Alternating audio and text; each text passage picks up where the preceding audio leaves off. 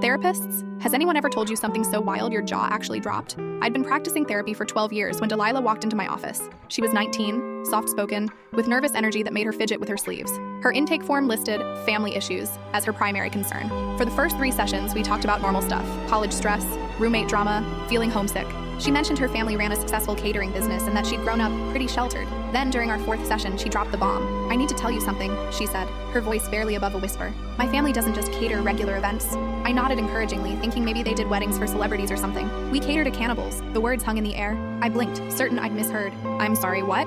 "Rich people who eat human flesh," she continued matter-of-factly. "Dad started the business when I was 7. Mom handles the prep work. I've been helping serve since I was 12. My training kicked in. Maintain composure, don't judge, keep listening." But inside, I was screaming. "Where do you source the—" I couldn't finish the question. "Homeless people mostly. Sometimes people who won't be missed. Dad has connections at the morgue too." She said this like she was describing grocery shopping. I wanted to believe this was some elaborate fantasy, but her demeanor was too calm, too detailed. She described the warehouse where they worked, the specialized equipment, the client list of politicians and business leaders. "The worst part," she said, tears finally coming, "is that I used to think it was normal, until I got to college and realized other families don't do this." She pulled out her phone and showed me photos, not of the actual events, but of the warehouse, the industrial kitchen, invoices with coded language. Everything looked legitimate on the surface.